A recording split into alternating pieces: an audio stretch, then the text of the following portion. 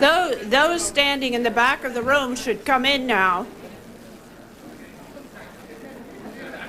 Mr. Aldrich has to leave at 8:30, and we want to leave time for plenty of questions, which is what this crowd does best. We'll be selling books afterward.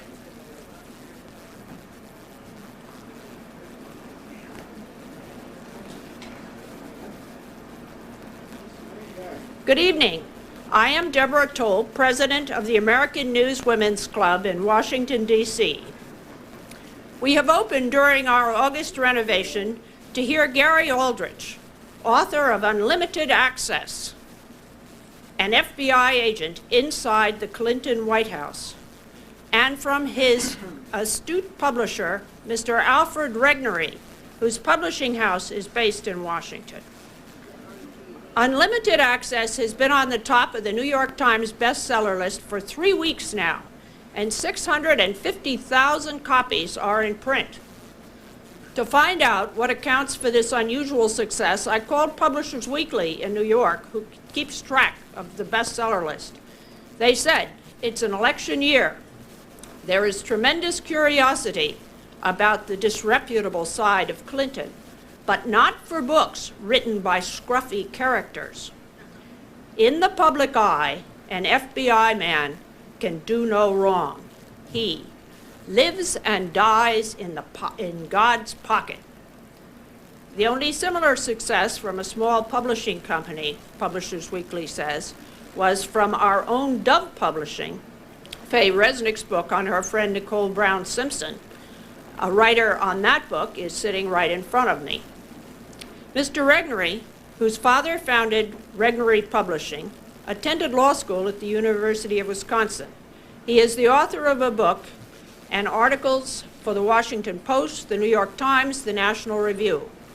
Regnery Publishing is also giving books this fall from Caspar Weinberger, Ben Wattenberg, Haley Barbour, and Bob Zelnick. When he found his author frozen out of the national network talk shows, Mr. Regnery decided to put Mr. Aldrich on over 100 interviews on talk radio. Here is Mr. Regnery.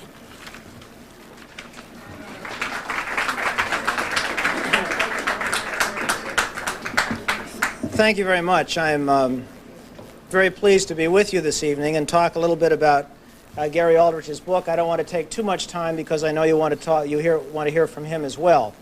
The book does have a very interesting history to it, and it is unique, I guess, in the way that it has come to be the #1 New York Times bestseller. Gary's lawyer, Jay Stevens, who you will all remember is the former U.S. attorney in Washington, approached me a little over a year ago, told me that he had a client who had just retired from the government. He wouldn't tell me who it was, wouldn't tell me what the client had done, but he said he was sure that I would be interested in meeting him because the client wanted to write a book. The three of us had lunch at the University Club downtown. This mystery guest, Mr. Aldrich, appeared and introduced himself as a former FBI agent who had worked in the White House. My immediate reaction was one of, yes, indeed, we do want to publish this book. In fact, this is every publisher's dream, I guess, of the kind of book that you want to do, because I recognized immediately that when the book was published, almost regardless of what it said, it would be a news event, because of the fact that Mr. Aldrich had been in the FBI for 30 years. As I subsequently learned, he had a sterling record in the Bureau. He had moved up over a series of more responsible jobs until he finally got the job in the White House. He had been there for 5 years, 2.5 years during the Bush administration, 2.5 years during the Clinton administration. Had a job that probably had more access to what was actually going on behind the scenes than virtually anybody else in the place. For somebody like that to come forward to write a book was indeed unique. As we worked with Aldrich over the coming months as he wrote the book, and as he'll tell you, I didn't get to see the book until it was done because of the FBI clearance process. But as that went on, as I met with Gary, I learned more and more that he did have impeccable credentials. And I think the one thing that impressed me more than anything else, and as a publisher probably had more to do with my decision to publish the book, was the one thing that Gary carried with him, which was credibility. As Deborah said, an FBI agent has enormous credibility with the American people. Any FBI agent, I think, is sort of viewed as the guy next door, the father of the children that our children played Little League with, things like that. And Gary certainly fit that bill. The other thing that he did was, of course, as you know, there have been all sorts of books published about the Clinton administration. In fact, more books, I guess, than any other administration at any time, at least this far into the administration. But what Gary brought was the unique perspective of somebody who wasn't a journalist and somebody who wasn't a political appointee. In other words, he was doing his job because of the fact that he was a professional. There have been lots of books by journalists, and nothing wrong with those, but obviously they carry a journalist's perspective. Other books by people that had their jobs because they had political connections, again, they had a particular axe to grind. Aldrich's book was a reflection of what he learned when he was in the White House, which, as any professional FBI agent does, he picks up information both by interviews, by watching things, by osmosis, whatever it is. His job is to gather and sift through information to try to figure out what's credible and what isn't credible, what's reliable, what isn't reliable, to find sources that are reliable, to reject those that aren't. And as he gathered all that information, he began to draw conclusions about what he was seeing, just as he had done when he was in Miami dealing with drug dealers and bank robbers, or in Los Angeles or wherever it was during the course of his career. And he came out of the White House with some very distinct impressions and conclusions that he will tell you about in a minute. As a publisher, again, this gave me a unique perspective on what was going on inside the government. And from my experience publishing books and marketing books to the American public, I guess I've gotten a sort of a fifth sense about what people want. And I think that Aldrich, with this book, gave those people a perspective of what was going on behind closed doors from sort of an ordinary American's point of view. And that was the credibility that he brought to the project. Now, when the book was published, you'll recall, there was an enormous amount of turmoil and flack that went on, particularly because, for one thing, the White House expended an enormous amount of energy trying to suppress the book. George Stephanopoulos and 6 of his friends from the White House fanned out across the city. They went to every news organization to try to convince them not to put Mr. Aldrich on the news shows, not to interview him, whatever it was. Interestingly, I guess that this was all on government time, that they were doing this for political purposes. But the impact was, in fact, that they were able to do a good deal to suppress the book. And we have heard off the record from a number of producers that, in fact, what Stephanopoulos and the others at the White House said was that if you put Aldrich on your show, you won't get the president or the first lady. And in fact, that made a difference. They were concerned that they wouldn't get that, so that intimidation worked. One commentator said recently that, in fact, the effort to suppress this book was the most intense effort of suppression of anything that the White House has done since the Pentagon Papers case during the Nixon administration. That, interestingly, went almost unremarked by the press. There were indeed a few stories about it, and a couple people mentioned it. Of course, they all said, of course, we wouldn't be intimidated by this, but in fact, I think they were. The other interesting thing I think that happened was that what they criticized Mr. Aldrich for, the press, was his credibility. And I think that's exactly where the mainstream media got it all wrong. I think they have, and some of you probably are those mainstream media people I'm talking about, what we call an inside the beltway mentality, not recognizing what it is that the American people actually want, which I think you were proved wrong by the fact that the book is the #1 New York Times bestseller. It has been for 3 weeks. It will be again next Sunday. It's, I guess, about the best-selling nonfiction book in the United States. And I think the reason that the book is selling, again, is because the author has this enormous credibility. Now, since the book was published, there have been no major reviews. There have been, since the first week, almost no mention of the book in the Washington Post, in the New York Times, except the bestseller list, of course, where it's at the top. Time magazine this week actually lists Gary Aldrich as a surprise winner, together with a number of other people. But the mainstream media basically has not carried anything about this book. As Gary will tell you again, he's been interviewed by hundreds of talk radio hosts. He's been on certain local television shows, but he hasn't been on Nightline. In fact, Nightline canceled the show. He was on one morning show the first day, Good Morning America, I believe it was.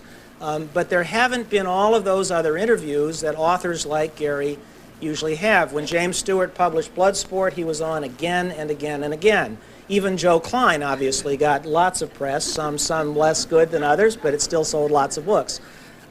So the Aldrich book has basically been sold by what we call the alternative media. The Wall Street Journal has, the editorial page has had piece after piece about it. Many of the secondary papers have covered a good deal of it, and then again talk radio. And that's been basically what we have used to promote the book. The book continues to sell. It gets enormous attention among this alternative media. People are talking about it, and there is a sort of a buzz, I guess, that goes on about it, as any bestseller has, and that's what we as publishers try to create, to try to get people who to read the book, to talk about the book, to tell their friends, their cab drivers, their barbers, whoever it might be, that this is a book that they ought to read. And that certainly does exist. But interestingly, again, it exists not because of what the mainstream media has done, but what this new growing secondary media does also. One other interesting point is the Internet. I'm not a great Internet user, but my son is. And he lives in Connecticut, and every day my email is full of all sorts of stuff he picks up on the Internet about Gary Aldrich. And in fact, you type in Gary Aldrich in one of these search things, and you get thousands and thousands of references. You're a famous guy on the Internet, Gary. So people are talking about it there, and I guess, in fact, that's what's selling the book. I know you're anxious to hear from Gary, so I will stop and turn it over to him.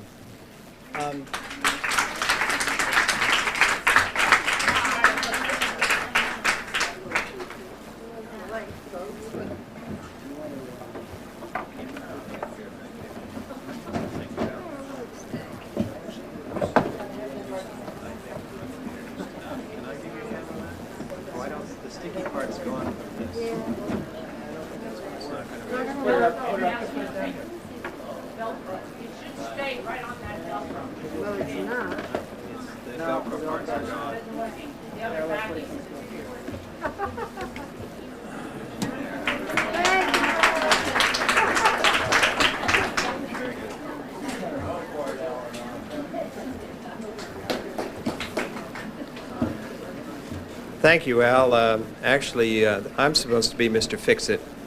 You took my job away from me here. Good evening. Thank you so much for having me here tonight. It's a pleasure to meet you and talk to you about my book. My name, of course, is Gary Aldrich, and I'm the author of Unlimited Access. I want to tell you a little bit about myself before we get started. I was born in Amsterdam, New York, in 1945, and that makes me a baby boomer. So all the rumors about me being an old person, stodgy and what have you, are not well founded. In fact, I am a boomer, and on weekends I love to get into my t-shirts and flip-flops and wear shorts around the house. I like rock and roll. And my wife thinks I'm a pretty good dancer. I tell you, though, I've been recently retired from the FBI, and I haven't considered yet wearing an earring or growing a ponytail, but give me time. You never know. You never know. Incidentally, on the way over here, we took a cab, and the cab driver obviously recognized me and my wife, and he threw us a couple of blankets. He told us to lie down in the back seat, cover ourselves over. And Nina and I were very excited. We were certain that we were in for some real fun tonight. And frankly, we thought we'd end up at the Marriott, but we arrived here at the townhouse. But we are very excited to be here, and again, thank you for inviting us. Now, I'm sure that you all are surprised because you thought this was going to be dismal, basically, it was a tough thing to write this book. I couldn't have done it without my wife's agreement and participation. And of course, I want to introduce you to her tonight. Her name is Nina. She's a very strong, intelligent, and gifted woman.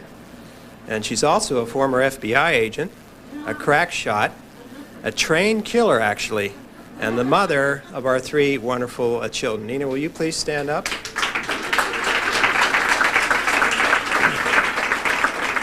She also knows karate for any of the hostile people out there that are going to attack me after my speech here. She'll deal with you later. My early years were spent, of course, in upstate New York, where my family lived on a lake. My grandfathers worked in the carpet mills in the Hudson Valley and the railroad, respectively. My father and his 2 brothers were World War II veterans, and after the war worked for General Electric in Schenectady, New York, and Amsterdam, where I was born, was a company town. In the 50s, mid-50s, my family moved us to South Florida, being tired of the snow and the ice, and that's where I stayed until 1964. I was offered a position with the FBI in Washington, D.C. At 9th and Pennsylvania Avenue, and J. Edgar Hoover was, of course, the director at that time. It wasn't too long before they promoted me to the J. Edgar Hoover mailroom. And there I had a chance to see all of J. Edgar Hoover's incoming and outgoing mail. Although I can't tell you what I read in those letters and files, they were very interesting. And I certainly enjoyed that assignment. In 5 years' time, I had completed my education, and I was accepted to the FBI Academy in 1969, became an agent then, and was transferred to Austin, Texas, where I served for a year, and then I was transferred to Los Angeles, California, and 8 years there, and finally to Washington, D.C., where I finished up my career. I forgot Miami. How did I forget Miami? 8 years of chasing drug dealers and child pornographers. It was an exciting assignment.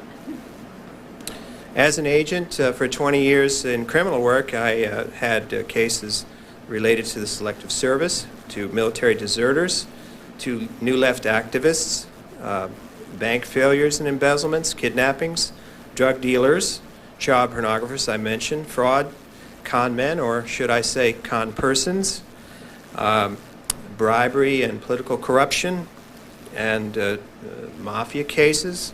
I listened to wiretaps, and we chased terrorists during that time.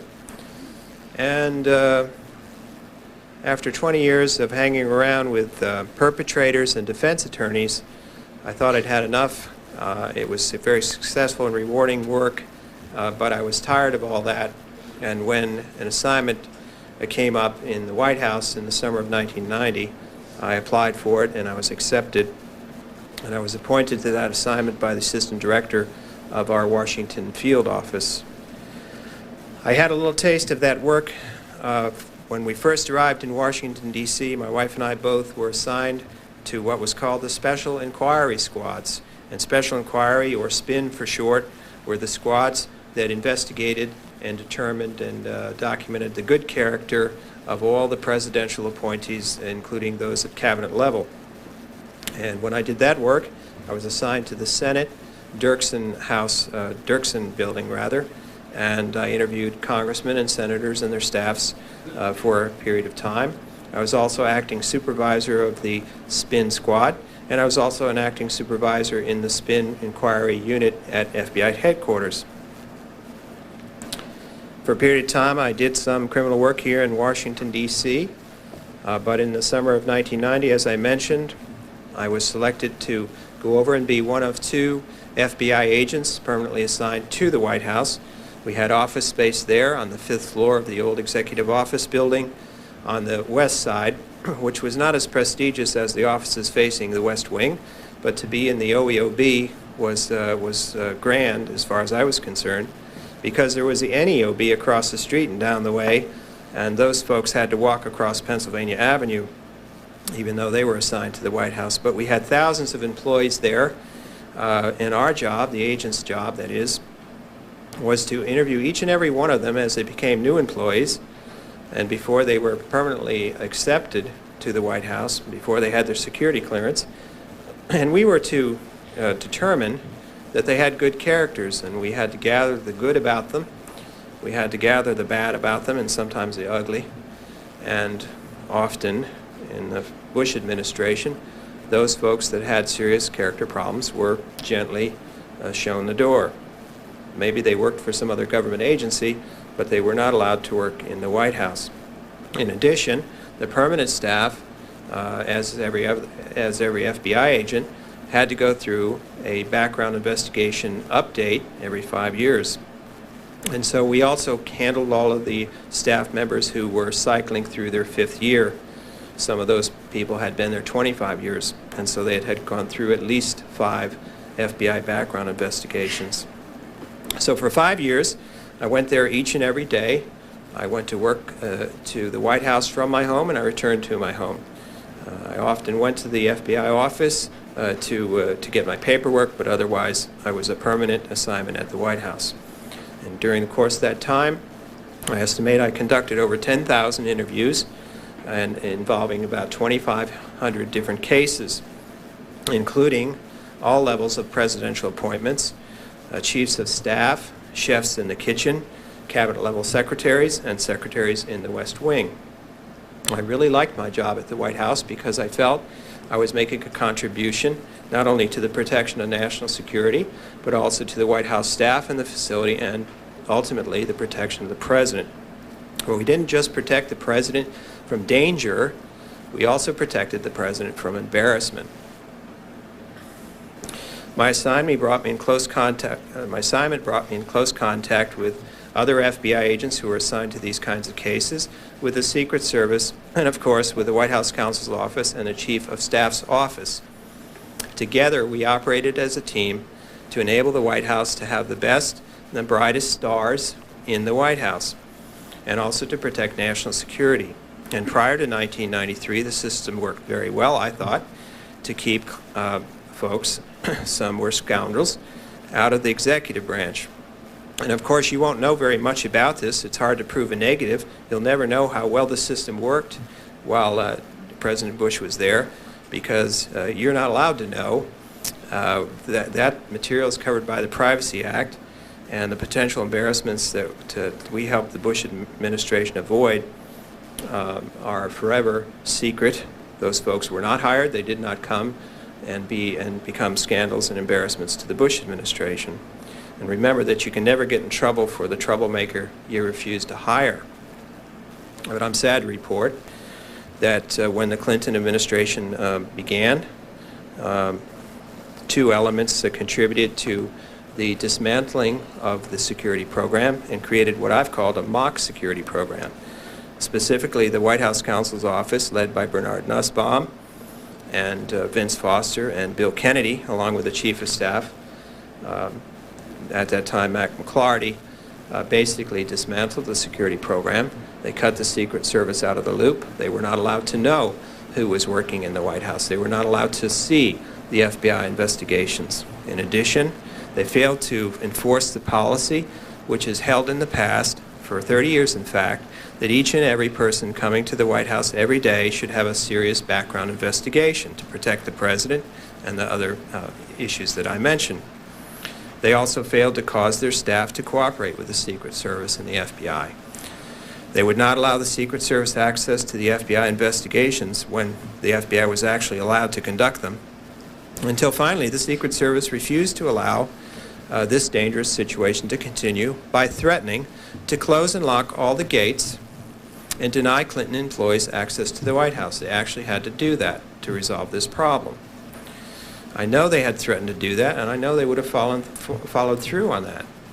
The Secret Service agents and the FBI agents were very serious about our work. We took it seriously, and the administration did not. Of course, Associate Counsel Bill Kennedy and the Director of Security Craig Livingstone were the instruments, at least, if not the architects of this, what I consider a very stupid mistake. Who ordered the dismantling of the White House security program? I don't know that we'll ever know that. With the death of Vince Foster, many of these early decisions may have been buried with him. In any case, for more than 1 year, as it's been amply proven by investigations and sworn testimony, not mine but others, hundreds of uninvestigated, uncleared, virtually unknown persons were wandering all throughout the White House without the benefit of any meaningful or judicious or professional examination of his or her FBI background investigative results, if there were any. Of course, as you'll recall, D.D. Myers was quick to point out that she had been too busy for more than a year to fill out about 5 pages of a form that is about as complex as that which you fill out to go to a doctor's visit.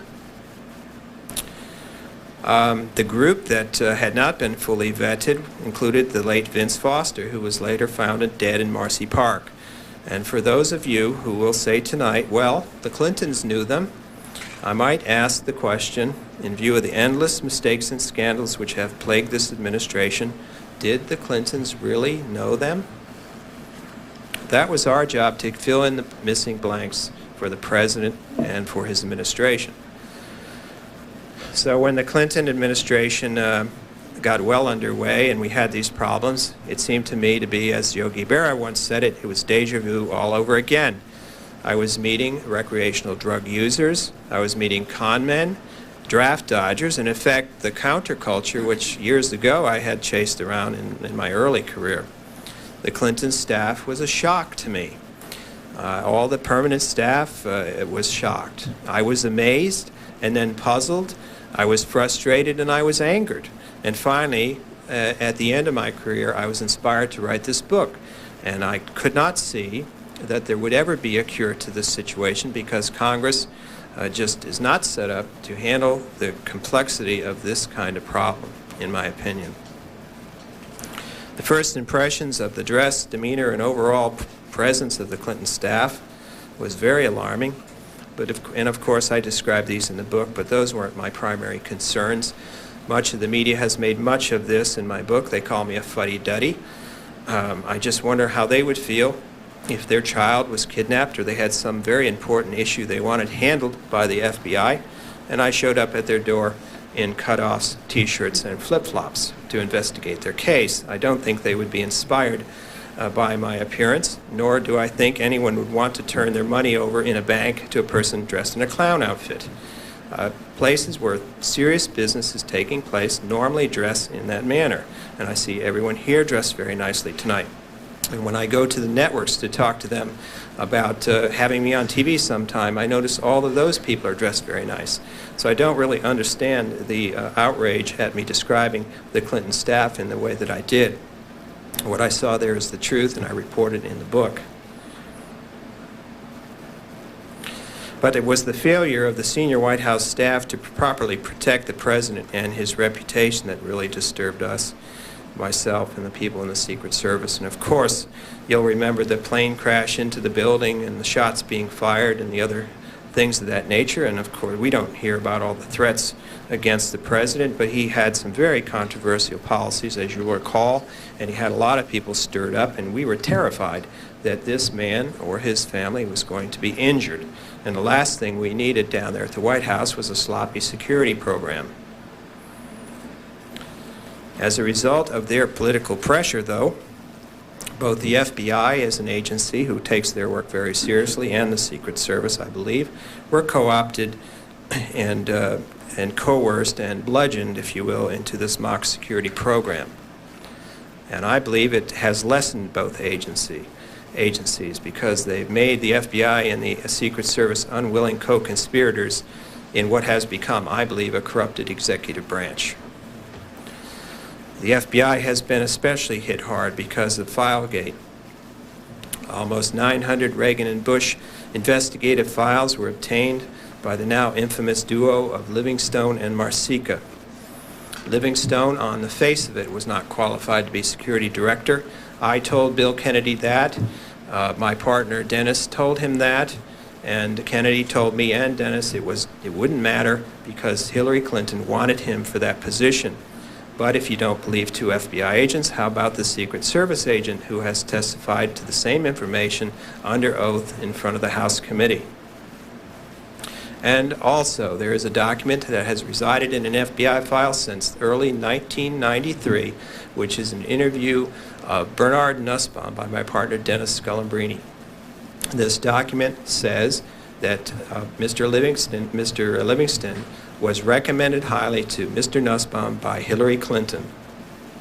Now, I am absolutely astounded that anyone would suggest that there's some kind of way that we could find a way to get a document into a file at FBI headquarters 3 years after the fact. But some have suggested that.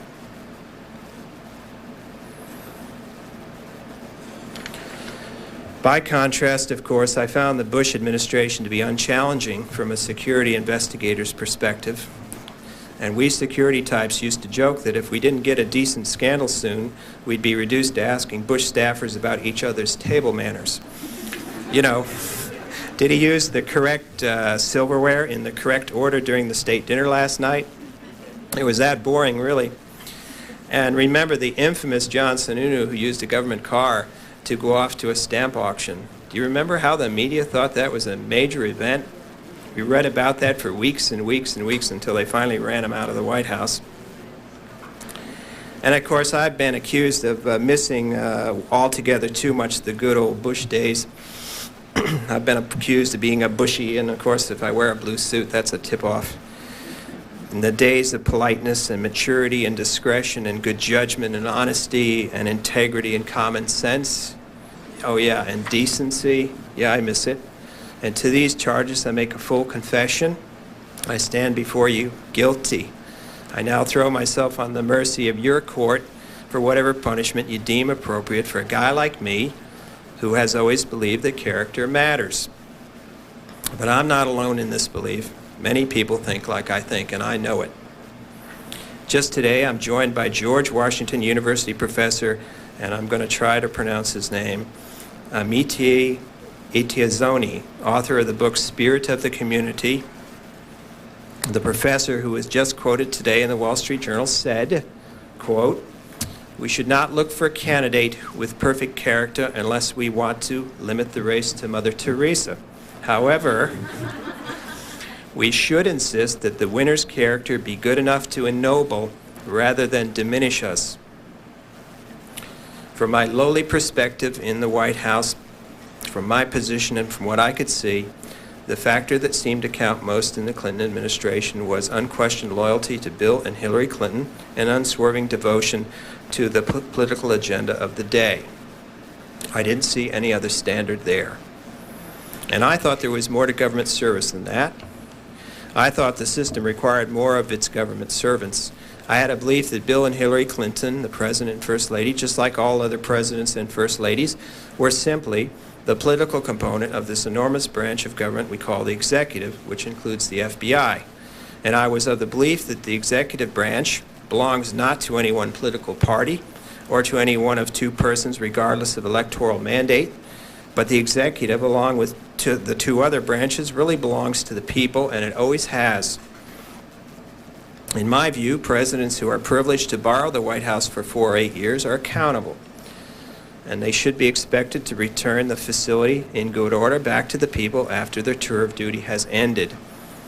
When it is returned, of course, there should be as little wear and tear as possible, and hopefully, in line with their campaign promises, there should be many good improvements, especially since it costs valuable time and billions of dollars to run this enormous operation called the federal government. I would close with a few thoughts about the FBI. There are 10,000 agents out there.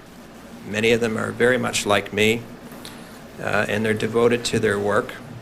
And if you have something happen to you that you need a federal agent from the FBI, you'll have 1 or 2 or maybe 20 show up at your door and do everything they possibly can to help you and to solve the crime. And I would very much expect you and wish that you would support those federal agents regardless of the snafus we have sometimes in the management. And I want to talk just a little bit about whistleblowers. I consider myself probably the mother of all whistleblowers. How many more Livingstones and Marsikas do we now have in the executive branch today? I have heard from my friends in the other branches, the CIA, the Department of Energy, and others, that they've had serious problems with their security programs as well. We have just learned that Livingstone's top secret clearance was granted by the now new Director of White House Security, when in fact that man, the now new Director of White House Security, never once even looked at Livingstone's file. With this kind of sloppiness, our national security surely is at risk. And it's a serious problem. And it may take years to discover whether or not we have had serious damage from this. We have been fortunate that we have not had a significant tragedy at the White House, in my view. In order for these agencies, including the FBI and the Secret Service and others, to operate well, you need good, uncorrupted, and unpoliticized leadership. So please do whatever you can to see to it that these very worthy public servants are supported. Trust your whistleblowers. Certainly verify what they tell you, but trust them. When they come to you as messengers, it may be at an inconvenient time. But it's important that you listen to them, and the folks in the media need to listen closely to what your sources are telling you. Because sometimes whistleblowers can be the only people standing between a free people and an arrogant and abusive state-sponsored tyranny. Thank you.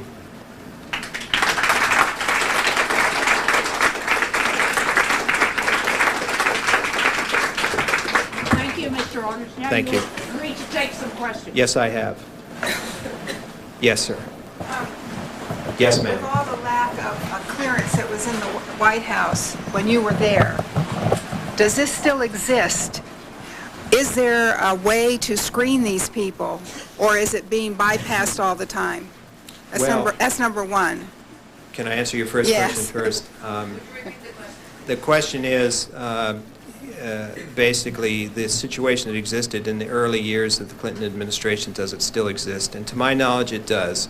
I know of no significant review of the material that was already passed through by Craig Livingstone and Bill Kennedy.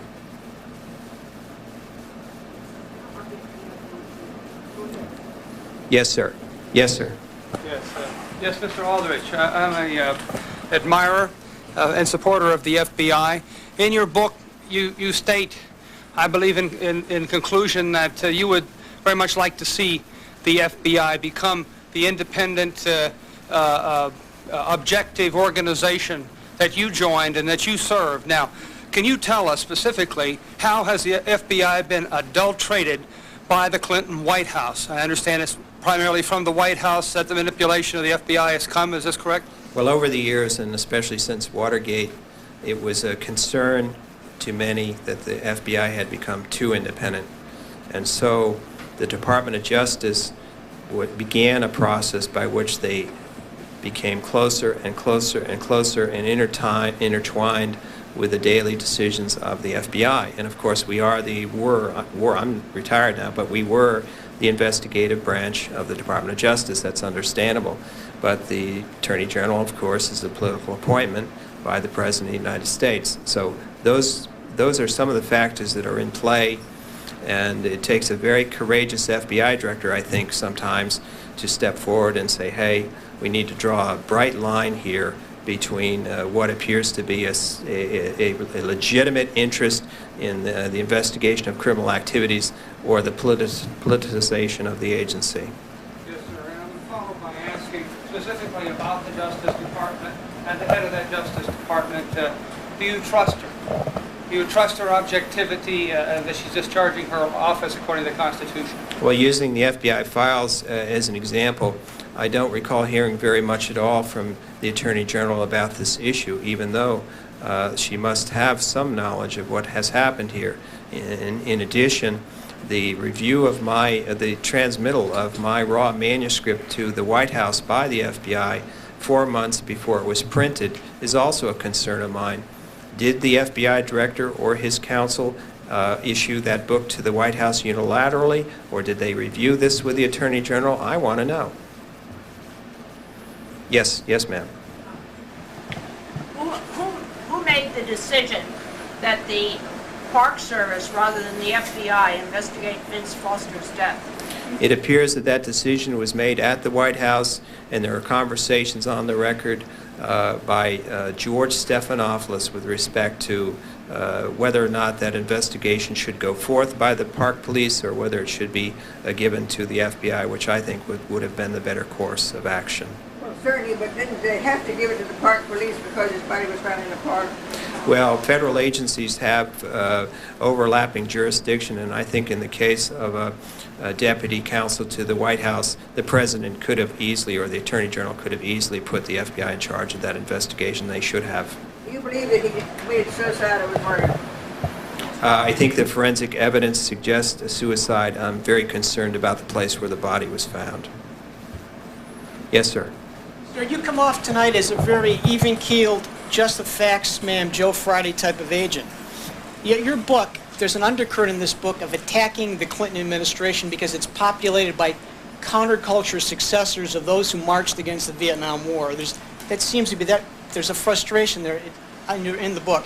My question is, do you think at some point in the book you crossed the line between an objective, just the facts FBI agent and a political commentator airing your grievances with these counterculture, earring-wearing, ponytailed Generation Xers? Well, I don't agree with the premise of your question, but I'll try to answer it anyway. When I retired from the FBI, I became a retired FBI agent. I couldn't write this book as an FBI agent, but if I was able, it probably would have sounded like a book written by an FBI agent. I don't think I crossed any line, but I want to use as an illustration a book that was written by a very good friend of mine. His name is Walden.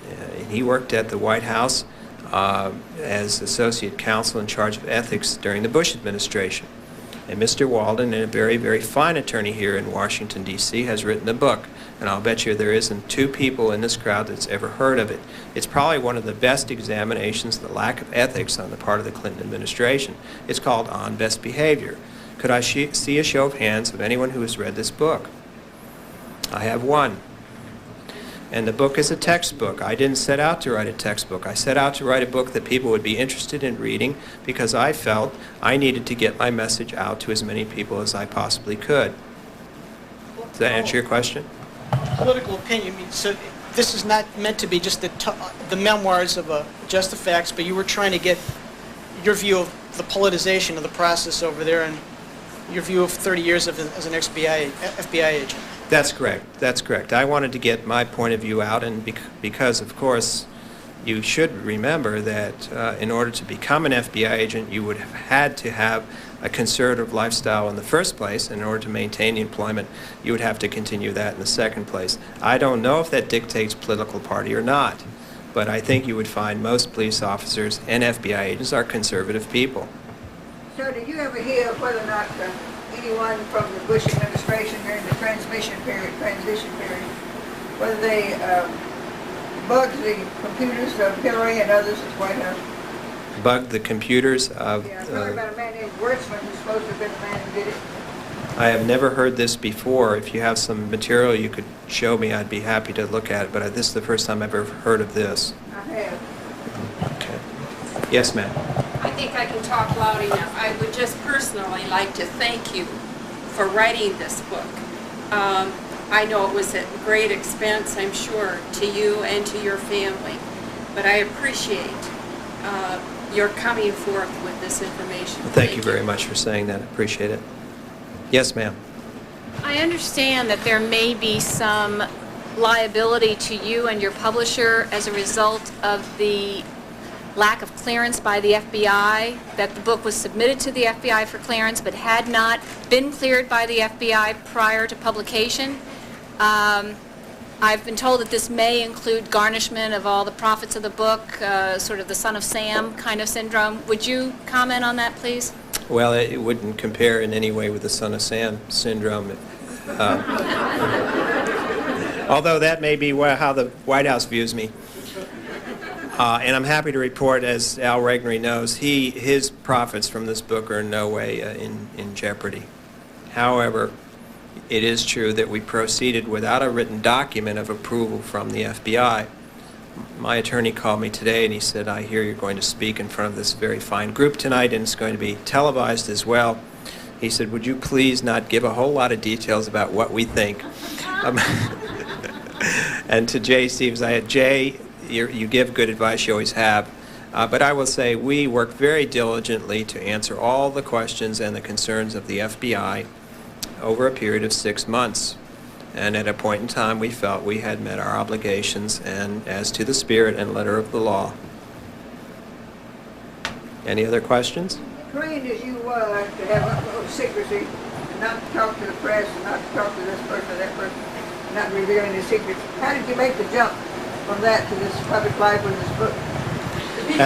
That's a very good question. Now, how did you make the jump from living a life of secrecy and the culture of silence that lives within the FBI and law enforcement in general? Well, I'm happy to tell you I was inspired by the First Lady. I didn't know whether or not to publish this book, so I went home and I sat on my bed and I talked to J. Edgar Hoover, and he said, Gary, I really think you ought to go to print on this book. Seriously, though, it was very difficult for me to do this for several reasons. And of course, the one that stands out in my mind is that when I discuss people that I worked with at the White House, either through inference or by name, I place their jobs in jeopardy, and I know it. And I hope that they will forgive me for doing that, but it was just a story that I thought had to be told. Let me ask you this. This has not to do with your book exactly, but do you know from knowing the operations of the FBI and the Justice Department, do you feel that sometimes they justify people being killed if they don't, or if they're carrying secrets and they don't, do you think your own life may be in danger? Well, I think that there's is there some kind of organization within an organization that would be distressed enough and could rationalize in putting my life in danger in some way? Or somebody else's. Or somebody else's. Political. I don't believe so. I think that if my wife and I and family face any danger, it's probably from people like the Unabomber, and I hope they never release him on bail. But you never know these days. But people like that who are a bit unhinged, I think, are always a potential danger. Yes? Do you consider yourself a journalist at this point or a public servant that took advantage of the extraordinary access you've had over years to write what you feel is an important book? Well, I think that the American public has spoken on that. With a book that's #1 on the bestsellers list for 4 weeks, I wrote that book. I turned down the offer of assistance of a ghostwriter. Those are my words. Those are my stories. I structured the book that way. Admittedly, the FBI took a bunch out, and the publisher had a whack at it with his editor. But that's my book. Those are my writings. People are buying my book. It's very popular. Am I a journalist? I don't know. I guess we're going to find out. Yes, ma'am.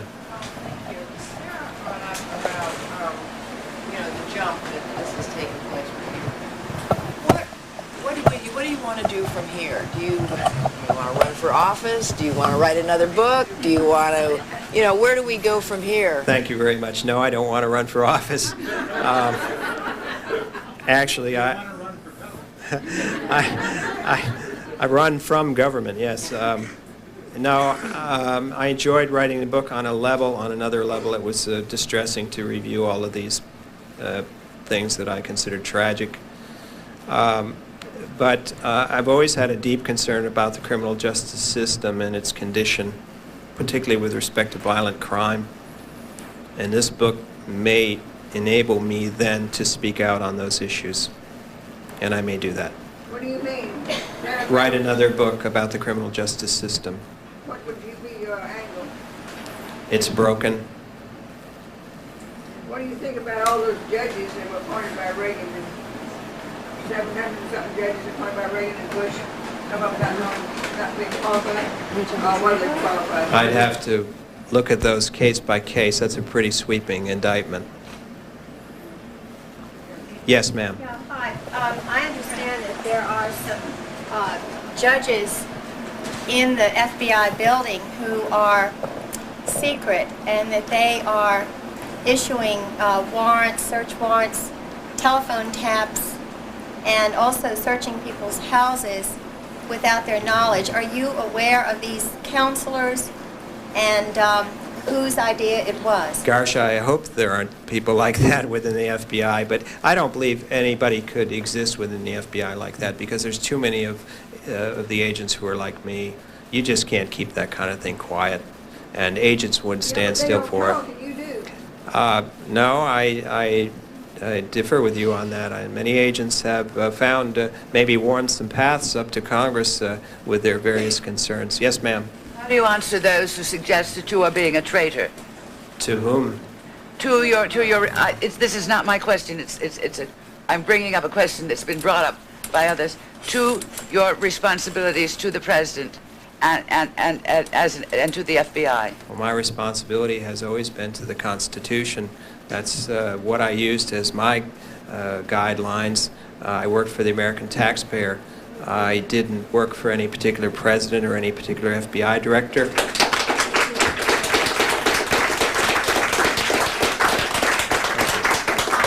that note, we have finished. Thank you. Thank you very much.